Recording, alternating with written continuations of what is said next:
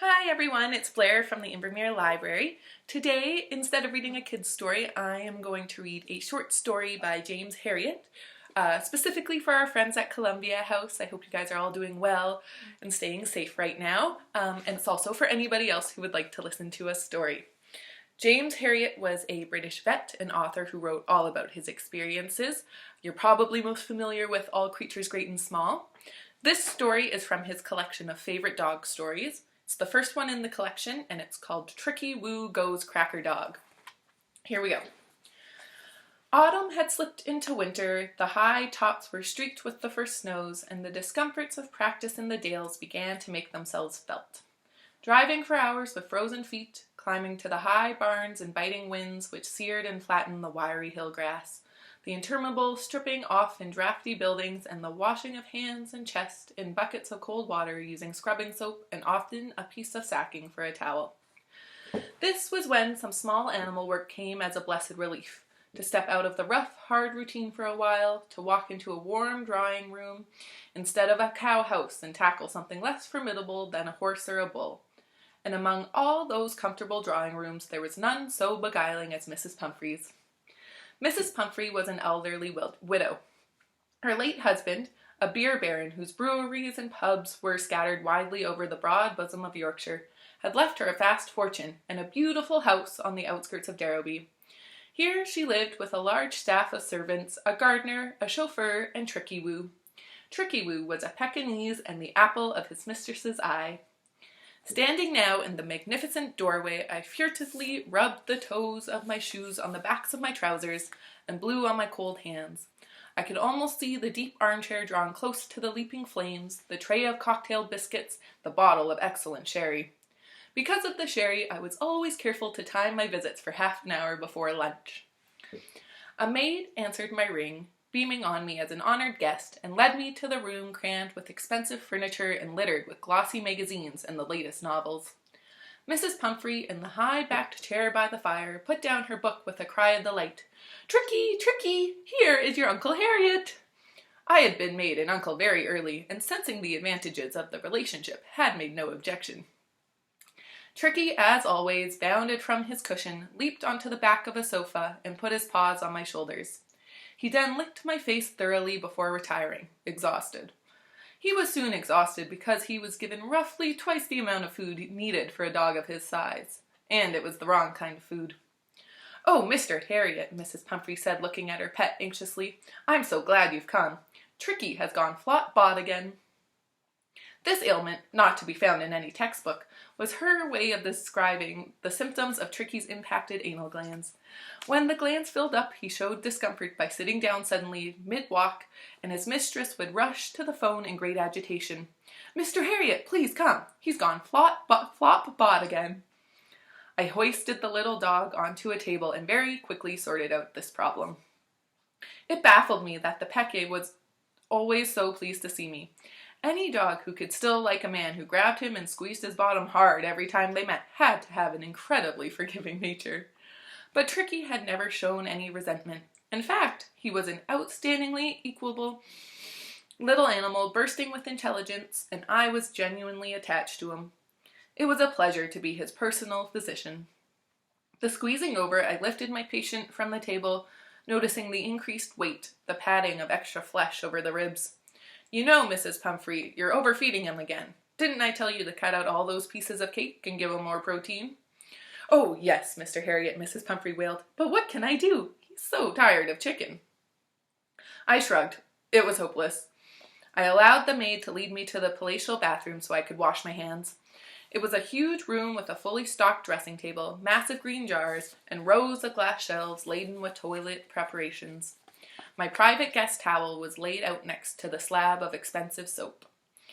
Then I returned to the drawing room, my sherry glass was filled, and I settled down by the fire to listen to Mrs. Pumphrey. It couldn't be called a conversation because she did all the talking, but I always found it rewarding. Mrs. Pumphrey was likable, gave widely to charities, and would help anybody in trouble. She was intelligent and amusing and had a lot of waffling charm. But most people had a blind spot, and hers was Tricki Woo. The tale she told about her darling ranged far into the realms of fantasy, and I waited eagerly for the next installment. "Oh, Mr. Herriot, I have the most exciting news. Tricki has a pen pal." Yes, he wrote a letter to the editor of Doggy World enclosing a donation and told him that even though he was descended from a long line of Chinese emperors, he had decided to come down and mingle freely with the common dogs. He asked the editor to seek out a pen pal for him among the dogs he knew so that they could correspond to their mutual benefit. And for this purpose, Tricki said he would adopt the name of Mr. Utterbunkum.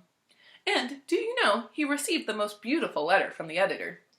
I could imagine the sensible man leaping upon this potential gold mine, who said he would like to introduce Bonzo Fotheringham, a lonely Dalmatian who would be delighted to exchange letters with his new friend in Yorkshire. I sipped the sherry. Tricki snored on my lap. Mrs. Pumphrey went on. "But I'm so disappointed about the new summer house. You know I got it specially for Tricki so we could sit out together on warm afternoons. It's such a nice little rustic shelter, but he's taken a passionate dislike to it. Simply loathes it. Absolutely refuses to go inside. You should see the dreadful expression on his face when he looks at it. And do you know what he called it yesterday? Oh, I hardly dare tell you." She looked around the room before leaning over and whispering, "He called it the Bloody Hut." The maid struck fresh life into the fire and refilled my glass. The wind hurled a handful of sleet against the window. This, I thought, was the life. I listened for more. "And did I tell you, Mr. Herriot, Tricki has another good win yesterday. You know, I'm sure he must study the racing columns. He's such a tremendous judge of form. Well, he told me to back Canny Lad in the 3 o'clock at Redcar yesterday, and as usual, it won. He put on a shilling each way and got back 9 shillings. These bets were always placed in the name of Tricki Woo, and I thought with compassion of the reactions of the local bookies. The Darrowby turf accountants were a harassed and fugitive body of men. A board would appear at the end of some alley urging the population to invest with Joe Downs and enjoy perfect security. Joe would live for a few months on a knife edge while he pitted his wits against the knowledgeable citizens, but the end was always the same. A few favorites would win in a row, and Joe would be gone in the night, taking his board with him. Once I had asked a local inhabitant about the sudden departure of one of these luckless nomads.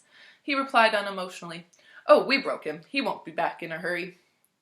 Losing a regular flow of shillings to a dog must have been a heavy cross for these unfortunate men to bear. "I had such a frightening experience last week," Mrs. Pumphrey continued.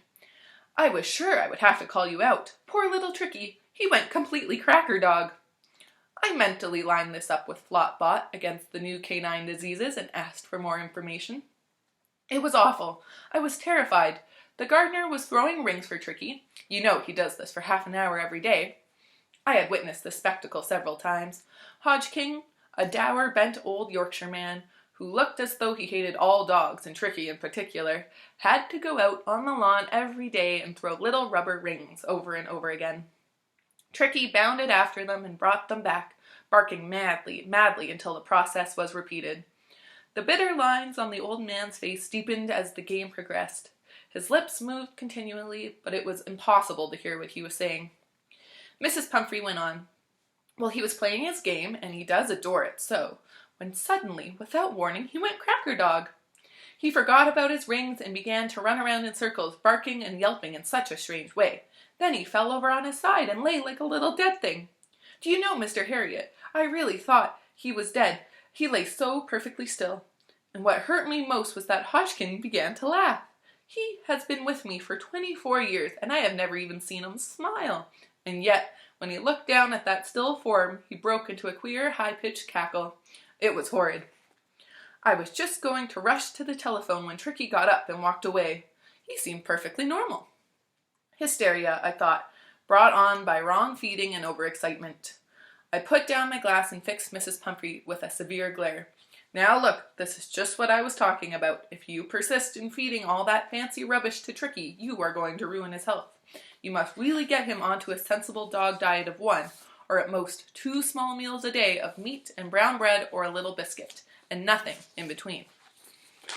Mrs. Pumphrey shrank into her chair, a picture of abject guilt. Oh, please don't speak to me like that. I do try to give him the right things, but it is so difficult. When he begs for his little tidbits, I can't refuse him. She dabbed her eyes with a handkerchief, but I was unrelenting. "All right, Mrs. Pumphrey, it's up to you, but I warn you that if you go on as you're doing, Tricki will go Crackerdog more and more often." I left the cozy haven with reluctance, pausing on the graveled drive to look back at Mrs. Pumphrey waving, and Tricki, as always, standing against the window, his wide-mouthed face apparently in the middle of a hearty laugh. Driving home, I mused on the many advantages of being Tricki's uncle. When he went to the seaside, he sent me boxes of oat smoke kippers, and when the tomatoes ripened in his greenhouse, he sent me a pound or two every week. Tins of tobacco arrived regularly, sometimes with a photograph carrying a loving inscription. But it was when the Christmas hamper arrived from Fordham and Mason's that I decided that I was on a really good thing which would be helped along a bit. Hitherto, I had merely run up and thanked Mrs. Pumphrey for the gifts, and she had been rather cool, pointing out that it was Tricki who had sent the things, and he was the one who should be thanked. With the arrival of the hamper, it came to me, blindingly, that I had been guilty of a grave error of tactics. I set myself to compose a letter to Tricki. Avoiding my partner Siegfried's sardonic eye, I thanked my doggy nephew for his Christmas gifts and for all his generosity in the past. I expressed my sincere hopes that the festive fare had not upset his delicate digestion, and suggested that if he did experience any discomfort, he should have recourse to the black powder his uncle always prescribed. A vague feeling of professional shame was easily swamped by floating visions of kippers, tomatoes, and hampers. I addressed the envelope to Master Tricki Pumphrey, Bartleby Grange, and slipped it into the post with only a slight feeling of guilt. On my next visit, Mrs. Pumphrey drew me to one side. "Mr. Herriot," she whispered, "Tricki adored your charming letter, and he will keep it always, but he was very put out about one thing. You addressed it to Master Tricki, and he does insist upon Mr.